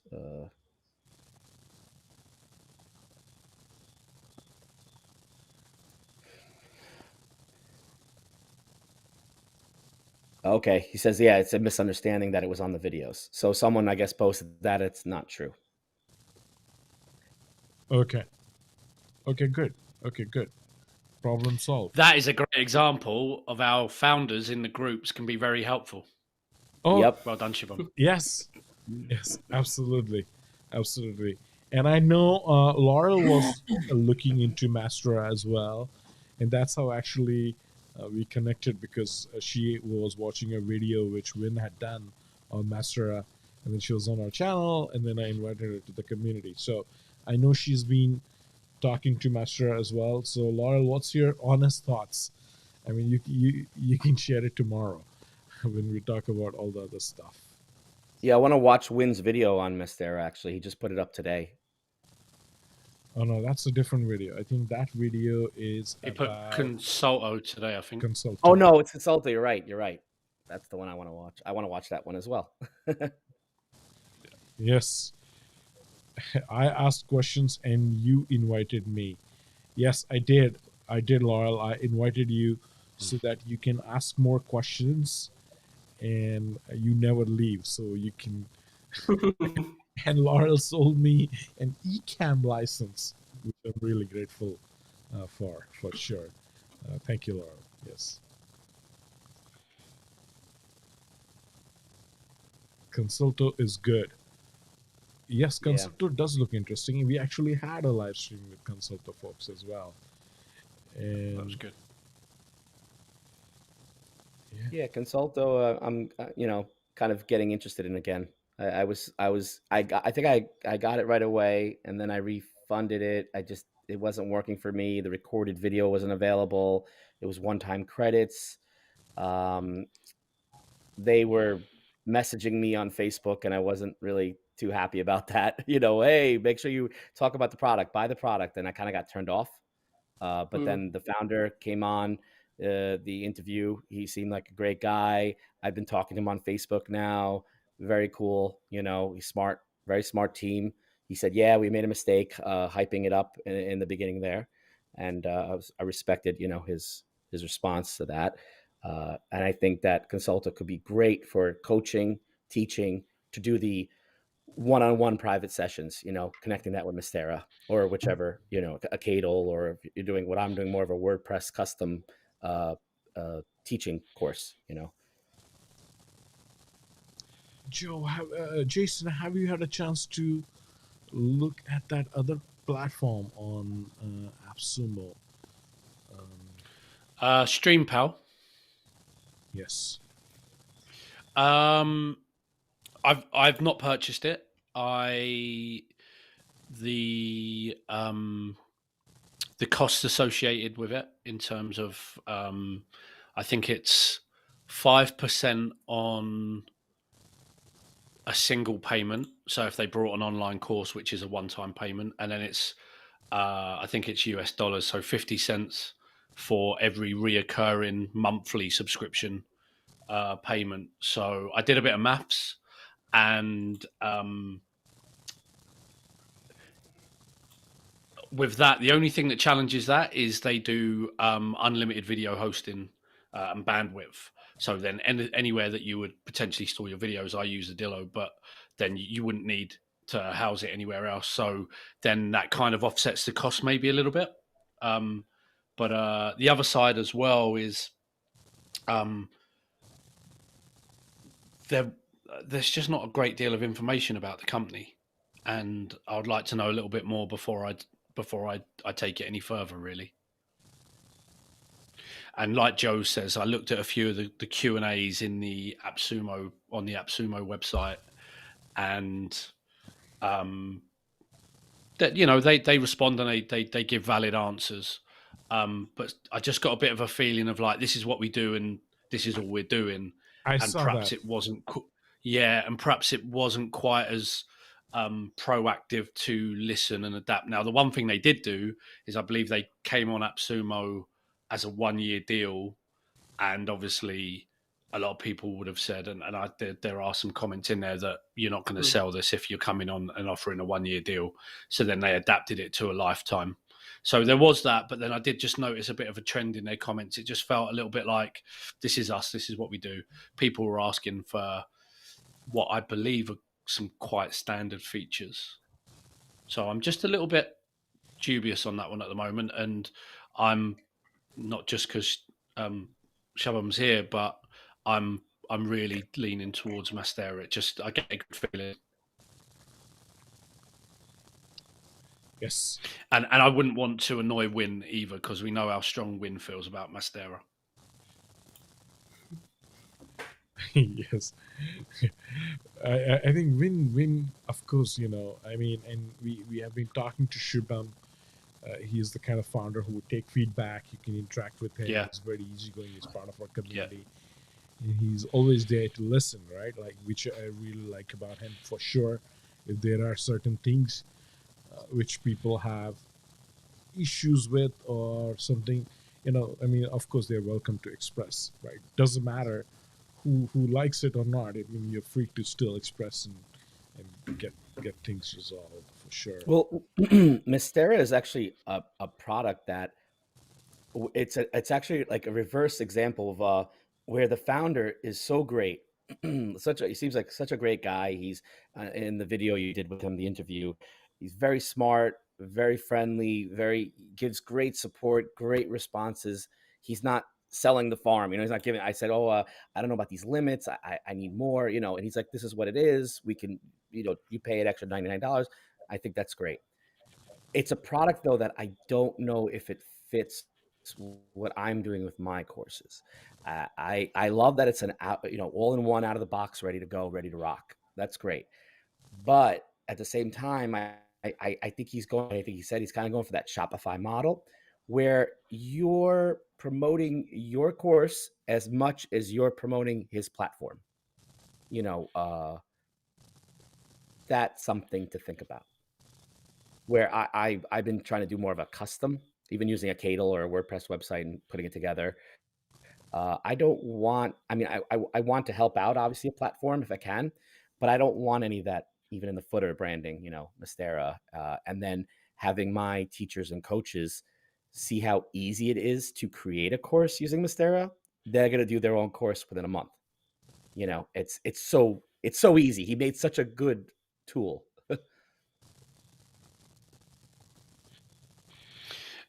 And Joe, I think there's a lot of logic in that. I had a brief chat with him on Facebook, and mine is a little bit different. I'm using it as a kind of membership product, so I will place a lot of coaching videos and demonstration videos behind a paywall that people will access. So the threat that you explain there, which I think is valid in your case, I think is not something that I'm worried about in my one. So I'm always intrigued, and this is why I enjoy talking to you so much, Joe, because you always give me a really good grasp on user cases, and you've never been you've always been neutral, and it's always like, well, no, this might not work for this, but it can be really good for that. And I think that's something you've taught me definitely within this community. But that's where I'm gonna hope to go with Mastera, and yeah, hopefully it'll be good. Just a shout out as well to Shibam's team as well, because I actually brought Mastera. I might have even been one of the first people to buy it, and I think there was AppSumo made a mistake. I brought tier 3, but they sold me 3 tier 1s, so I couldn't stack it. So I was stuck, and so I reached out. I think the guy I spoke to is Nathan, and he's been tremendous. Got it sorted. I'm now tier 3, really helpful. So not just the founder, but the team behind him as well has been super helpful for me. No, I Yeah, mean, there were other Mystera. platforms as well, Great. right, Joe? Like I remember there was Go for Click. It didn't get a lot of traction. I had it. I bought it. I I refunded got because I that was not one. using it. I actually picked it up, but then I refunded it. I invested so much in a Cadle. That's the one I'm going to use. And then what was the other one? Spay. I had that for a bit. Yeah. I got out of that because he didn't have a fave icon set up on his website, and that was a red flag for me. The Mm. detail, not having the fave icon set up, and now I'm seeing people complaining about the support, and it's not doing as well. And also, he was doing See, way too much unlimited, like Guru can, offering too much, and that scared me because I'm like, how is he going to scale? Mystera, it's a compliment to him that I'm playing devil's advocate here and questioning all this stuff. Like, he made such a great product that it's tempting to me. That it's so good, it's so easy, but it's almost too easy. you know. Yeah. for me. That's yeah. I think the model is super important. I think in this LMSs, right? How do both the parties grow? As in, it shouldn't be a one time you pay everything and then you scale and then you keep on getting the full benefit. Otherwise, the platform really gets a hit. I think it needs to be a win win situation for both the founders and the deal owners, right? And that makes the most sense, I believe. And I think for Go for Click, that might have been one of the issue why I refunded, because it was just again buffet. You buy it, unlimited users, but then how are they going to be sustainable in the long term? That was one of the things anyway. But guys, on that quick note, I gotta bounce because my wife needs me soon. Oh yeah. But yeah, Happy Yes. wife, happy so life. Ankit, There we so go. knows it. we'll see you soon. Yeah, good. You Good take job care. tonight. Yeah. Good job See today. you, Kit. Well done today on the other live as well. That was Yeah. awesome. Yes. Yes. Take care, Ankit. Bye. Great guy. Ankit really knows his stuff. Oh, The I thought you kicked Joe out then. I think yeah. Joe, the There we interesting go. thing you said, you mentioned about hosting it on WordPress somewhere. The listening to Rahani the other day and saying that you should limit the amount of WordPress plugins you have on a particular site. I was going to go down that road, and it seemed every time I researched a little bit, everyone then said you've got to use this plugin. Then there's the next plugin. There's the next plugin. So, I mean, your knowledge of websites is much better than mine, but that just kept me back from going down the WordPress route to have a learning management system on there, to have a membership site on there. I've already got like 4 or 5 plugins on there for my website and bits and pieces. So, and Rahani's he's the man, by the way. So, Oh, he's the master with WordPress. Yeah, with a lot yeah, of stuff. yeah. But yeah, you're right. The more plugins you have on your website, the more conflicts, issues you'll have. I've had plenty with all the sites, so I know the road I'm heading is.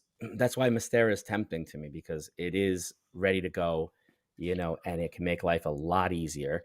I just like to test as a web developer. I like to see what I can do. It's not saying I'm probably gonna end up using a Cadle, to put it in there, and even VidStep for some of my course stuff.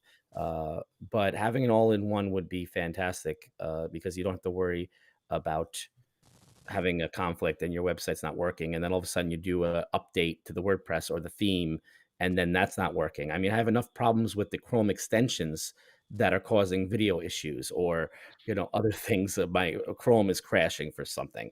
So yeah, the more the more variables you add to something, the more likely it's going to break. I think it's the creative part of me. I kind of want to make it my own as much as possible. That's not saying I'm not going to use tools. I'm going to use Adillo and Vadu TV and um, VidStep, Cadle. I'm using all these tools, but I'm going to try to organize it through my WordPress website if I can, a subdomain. Yeah. But Mistera, yeah, it's probably I look at it like every couple of days. I'm like, Mistera's calling me. Maybe I should pick it up. It looks like, and you guys rave about it, so it's tempting. It's interesting you mentioned that you want to try and keep everything kind of in your kind of hemisphere. I just didn't feel like going for like the Thinkifics and the Teachables, that you can have your membership, you can have your online courses. It just felt like it was. I don't know if it was as adaptable. And I think, yeah, where you're at, I think Mistera is definitely the way to go. I think for me, I use MemberPress, for example, the yeah, plugin. I have a yearly. I've been using it for years now for all my client sites that need it, and for my own site. So I already have one of the biggest pieces in place is the membership part, the connection to Stripe and PayPal, and having an organized member system on my WordPress websites. So I feel like that's sometimes the most difficult part, is that membership part. Having that in yeah, place, the video support tools, the other things I'm going to put in there, the vid steps, whatever, that's easier. And also, I'm not investing in just one tool to run my course. If I have enough pieces in place, if one of these companies does not succeed, I can find another one to substitute it in. And yeah, MemberPress yeah. is very they've lasted. They're a gold standard. They're going to be around. I don't think they're going anywhere. So having that investment already set up, I guess it depends where you're at. And I already have MemberPress. I'm comfortable with it. So I'm basing my course off of what I have. But if you're going into it where you are and you're saying, hey, I'm starting this out, where do I start? Ooh, Mastera. It's doing a lot of the things that I need. It's answering my questions. Yeah. And the founder is giving me the support I need to begin this journey. That's why you can't listen to everybody, but I do listen to you or Win or Neelish when you speak about it and say, you know what, it's a good tool. And then when the founder comes on and you hear his words, you're like, wow, this guy is good, invest in founders. So I really wish his product success, and I just question it openly because that's just the nature. I did the same with Waxo. I've done the same with all the tools I love. I would question, what are you doing here? Are you maybe you're doing too many things? Are you going to be able to scale? Where are you going? If you don't question, then what's the point? Yeah, you have to, because you want to have a relationship with the business long term. You don't want to just be unlimited for a month and then it's bye gone. It's a big part of being a good coach. You've got to question everything. Yeah, you're a good coach. Laurel is saying, I sold you the wrong eCam license. Laurel, so do you have the right one? Or I'm not sure what you're trying to say, but that's okay. Doesn't matter. But Neelish is getting worried. if you have another one, I'll take it. If not, that's totally cool. If you have another one, I'll take it.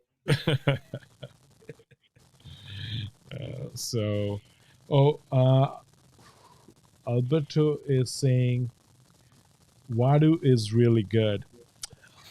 Alberto, I think Wadu is good for a lot of people. I know that a lot of people are invested in that, and I've had an opportunity to talk to the founder Ankur, and he was really good on the live, right? But that's one product I am not using. I'm using Bunny Stream. But yes, if you like Wadu, for sure, it's good. I mean,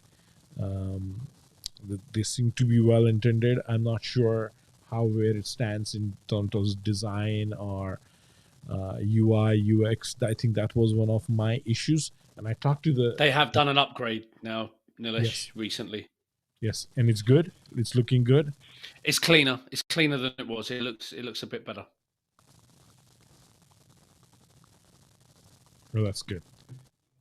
Isn't Vadu like the biggest AppSumo seller of all time or something? I was reading they did very well out of all the LTDs. Joe, let me just say that we're 6 minutes over Neelish's bedtime, and have you just started a conversation about incentives for reviews? Yes. Yes. Wow. What's going on here, Joe? But anyway, we can still talk a little bit more about it. There is a comment here, Master. I want to bring together my private mentoring clients who buy a bundle of hours and a membership code where we come together every second Tuesday for a lecture tutorial. That's a good idea, Laurel. Yeah, and I think the YouTube Live is coming soon on the platform, so that might help. Yes. Yes, Jason, when people say too many plugins, they are in the order of 50 to 100. So if you have less than 10, you are okay.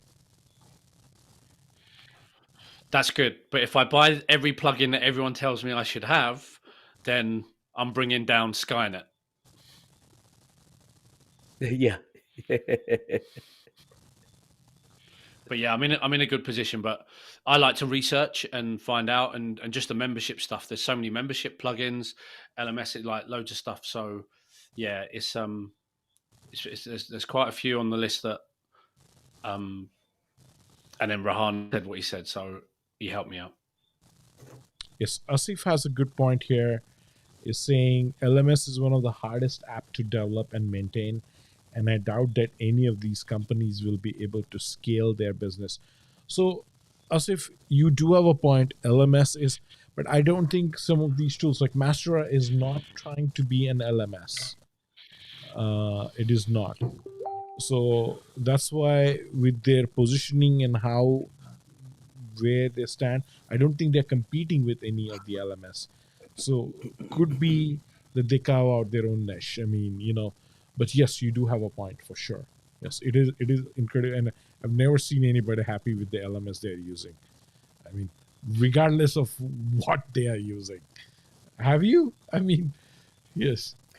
I think Mistera is the reason, what I was concerned about is the main reason I think it will succeed, because he's creating a network, of people, coaches and teachers that will use his tool and all want to jump on. People who before didn't want to do an online course or something, they would say, "Oh, it's too complicated, too many moving pieces, too many moving parts." And then you see Mistera and you say, "Oh, wow, this is making life a lot easier." You have people that would just say, "Hey, now I can do this." Uh, and my concern being that it's so easy to set up is the reason why I think he's going to succeed, because he's smart. He is you're not only marketing your course using Mistera, you're marketing Mistera, and that's free advertising for him. He made a great product. It's I think it will. Out of all the ones I've seen this year, I think it's the one that'll do very well. Any input on Calipio? I've played around with it. I have it. It's good. I think they are adding, or they just added, that you can storage and download the videos. The quality's good. It's light. It's quick. But I haven't used it yet. It hasn't overtaken VMaker or even Berrycast for me yet. But it looks like it was a great deal. I think I got the early bird. It was like $30, or something. Can't go wrong with that. Yes. Some Joe, really good how tools does coming member out. press? Go ahead. Sorry, some really good tools, by the way, coming out on SaaS Mantra. They are. I like I SaaS have to Mantra say, actually. Ouija was another really good one. Uptick came out over there. Brick came out over there. I mean, they've been surprising me compared to the AppSumo deals. SaaS Mantra, I've bought quite a few deals lately, and their marketing is not that great, like their videos and the way they advertise, but the products are pretty good and the prices are very good. I noticed as well, Joe, that I think a lot has left AppSumo in the last couple of days, and there's a lot more to leave in the next 4 or 5 days. So I think there's going to be a massive space, whether that's for Black Friday, I don't know, but there seems like there's a clear out of products for AppSumo right now. So we could see a big wave come in there as well. There definitely is a big wave coming, and I've spoken to some founders of products that have been on AppSumo, and they're coming back. They're coming back for a third time. Some of these products, supposedly, and some big ones. There's rumors of coming back, which I can't believe, but they're just kind of recycling, from the marketplace to jumping to the main stage. I don't know. I just want to see some new blood. Yes, and it does get a little bit like, worries me when products keep on coming back on. I mean, how long is that sustainable? Yeah, what's and if going you on? haven't figured out a plan to generate an considerable MRR to sustain after 1 year, it is very likely that you're going to, like Plutio, for example, it's coming back after 2-3 years. I mean, that part does not make any sense to me. But Or Labrica. Labrica's been on all year, and I love that tool. But then they disappeared for a day last week. They vanished. No announcement. Boom, gone. And then they were back the next day. So I'm like, what is Labrica doing? Why are they on all year, all summer? They're still there. They vanished. Then they came back, and now there's a rumor they're going to go away this weekend again. I don't know. Are they going to be able to survive on a monthly? I don't know. We'll see. How does MemberPress compare to Wishlist? So I've never used Wishlist. I've used Wishlist. Actually, Win and me, we used Wishlist on the Saastribe website. We played around with Wishlist. Wishlist is pretty powerful, actually. I mean, that's one of the ones that people have recommended to me the most. Yes, it is very powerful. The stuff which you can do with it, Pamela. If you need to test it out, do reach out to me. But other than that, Um, I think wishlist is pretty powerful. Like we used it with Buddy Press, and we actually like this whole idea of matching buyers and sellers with the tools you're selling and what tools you're looking for, right? And then it will show you in order who's who is selling the tool you want at the cheapest possible rate, and you can contact that seller and then just buy the tool and make this whole thing. So you just list it like everything once. So you're thinking of how do we stop people from posting the same thing again and again in the community? Well, now we solved it for most part, having a separate community. But wishlist is very powerful in terms of what you can do with it. Now, if you combine wishlist with some of the other plugins, then yes, it is something which you can use for any membership based website. I think yes, you can. I mean, if you need something, we used wishlist in combination with ACF. Then we tried Crocoblocks and all kinds of stuff. So Crocoblocks, yeah.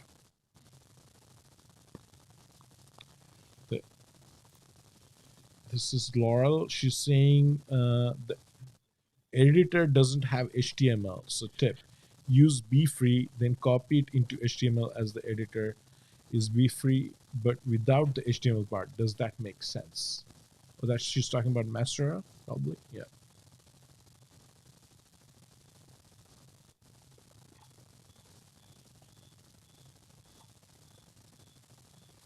Okay, what do we have here? Just a quick question there with the Yes. the tools that are coming back. Is that because things, so Encharge as an example, then VBout comes out, VBout gets a lot of press, and then is it that fear that Encharge has lost a little bit of the limelight, and do they come, and not that these are coming back, by the way, so if anyone starts thinking these are coming back, this is hypothetical. So is this one of the reasons why? Because there's so many new products coming out doing the same thing. And Joe, you mentioned there that it could be video tools. Now, how many different Crello, pixelized, all these types? I think a new one come out today, and is it because they've got to stay in our eye line that they keep coming back into this space? I think There's one thing that's for sure with AppSumo, the power of three. There's always one. There's always one that is current. There's one on the way out, and there's one on the way in. You'll always see there's three tools for each niche, which is kind of crazy that AppSumo would want them. It's almost like throws them in a pit and lets them battle it out. You're about to buy the Go for Click, like you mentioned, and then Mastera shows up, and you're like, wait, what do I do now? Like, I want to get this one. Spay just left.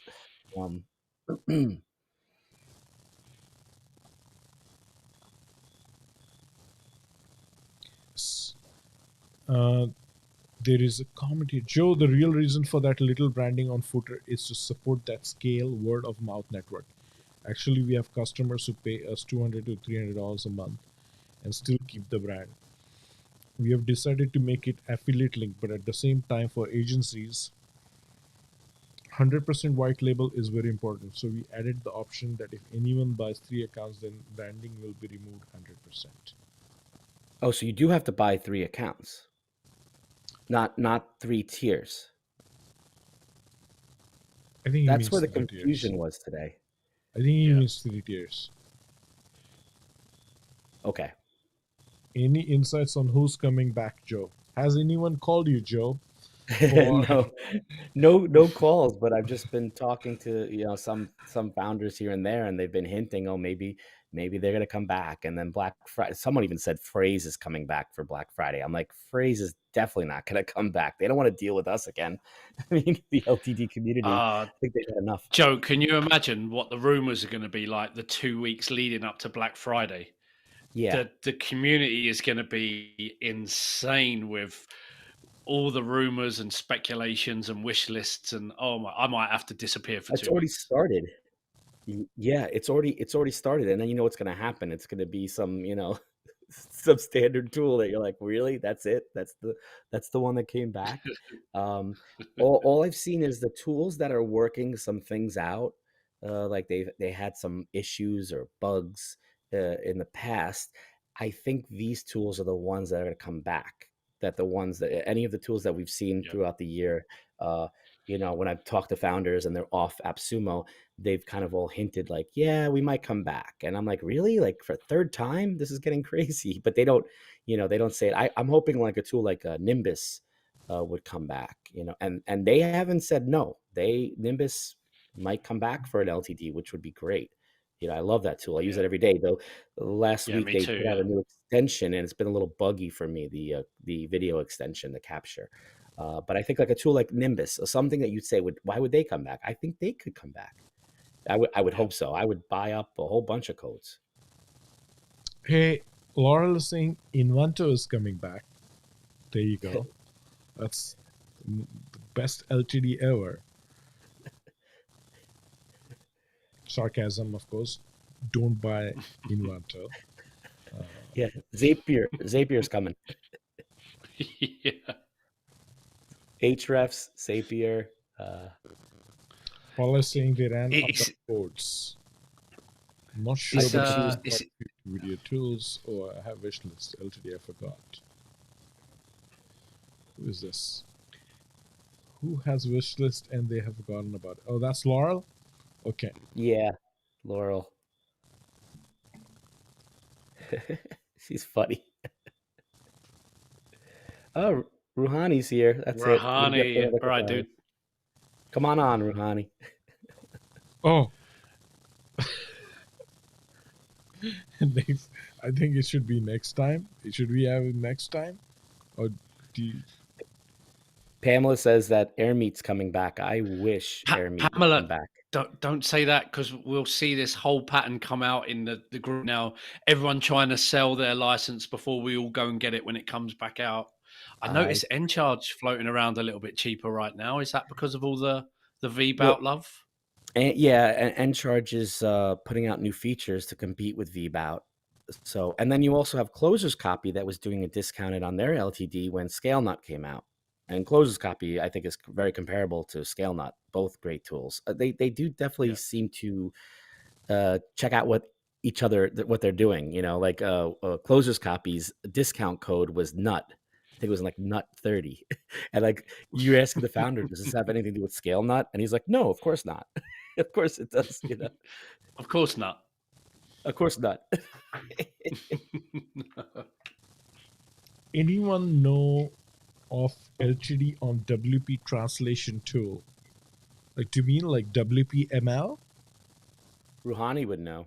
Alberto, do you mean like WPML? Something similar to that? WPML is a massive plugin for multilingual websites. But I mean, getting that one would be pretty hard. Now, if you go into our other community, you can find people who could be, who might share it with you. So we, of course, don't allow that, but it's certainly, if you find somebody, then I think it should be okay. But yes, WPML, like to buy that LTD is like impossible, next to impossible.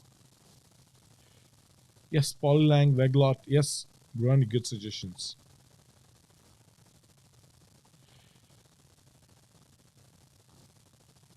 Yes, Translate Press. There we go. So Alberto, I'm not sure you can get a full license, like a full license account, because I think the WPML LTD is priced. You end up spending probably like $2,000. But see if you can, find somebody who can give you like an agency license or something.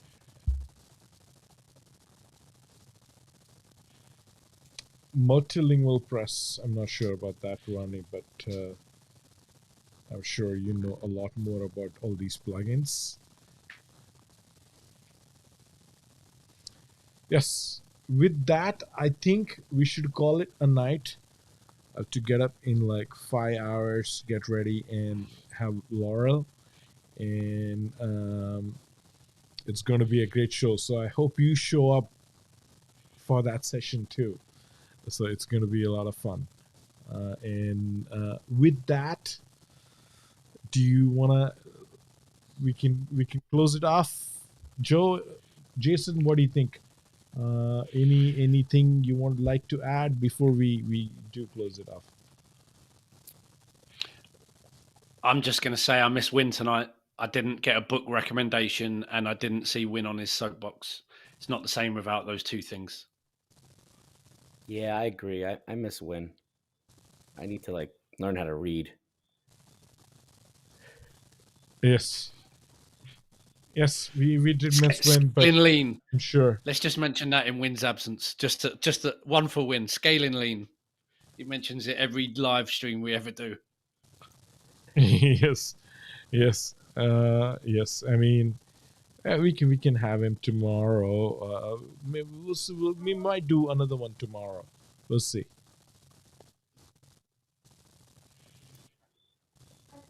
Laurel is saying you're going to fall asleep during our session. Laurel, I promise I won't. I'm sure your talk is going to be so riveting that I'm going to enjoy every moment of it.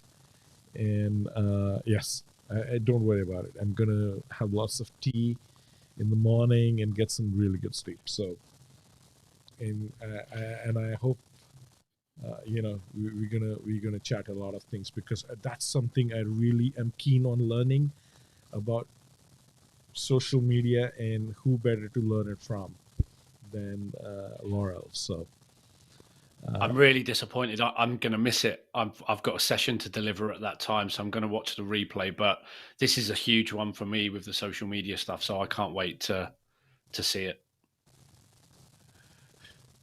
yes. Oh, Asif is saying, please do this type of discussion more frequently. It's very informative. Asif, please don't worry. We're going to have this discussion 3 times a day very, very soon. Yes, no, on a serious note, I really want to do it 3 times a day, but it's not possible right now. So we're going to do like process twice a day, and then eventually I want to get to 3 times a day. But I'm enjoying it. Joe, what about you, Jason? I'm sure you can't be here 3 times a day, but whenever you can. I love this. Yeah, this Yes. this is great. Leave it to the AI. I'll be here 3 times a day when the AI kicks in. Yes. Yes. Yes. Yes. We should get people like, so we have like a morning, like a team, like you have news teams, right? Like, so you have like a morning team, you have an afternoon team, and then you have an evening. So we are the late night team, and then we can have somebody do it in the morning. And I'm pretty sure Jenny can volunteer for all of afternoon. So Nilesh is the anchor. Joe, you can do the weather. I'll do the sports. Oh yeah, that makes sense. I'll be the meteorologist. That's funny. Okay, gentlemen. So last few comments here, but Laurel, why would we? Yes, we are not going to fall asleep at all. And what is the Laurel live meeting about? So, Alberto, I would suggest that you search for her post. Laurel is one of the top social media experts. I mean, she's got a lot of credentials, and, you should go check her website as well, and be here tomorrow to ask questions all about social media. She's going to talk a lot of things. So it's going to be a very informative session. I would suggest that you take some time, go to sleep, and wake up early in the morning, depending on where you are, and make sure you're here for that session. That's a session you don't want to miss. So I think I remember now. Okay, so you remember us now. Okay, all right, excellent. Excellent, guys. So with that, thank you very much, and talk soon. Thank you so much, guys. Really appreciate everyone, sharing a lot of that wisdom, right? I mean, which was there's so much to learn from this every single session. So thank you. Have a wonderful night. Thank you. Good night, everybody. Good day. Thanks, Good Nilesh. morning. Thanks, Joe. Thanks. Hey, everybody.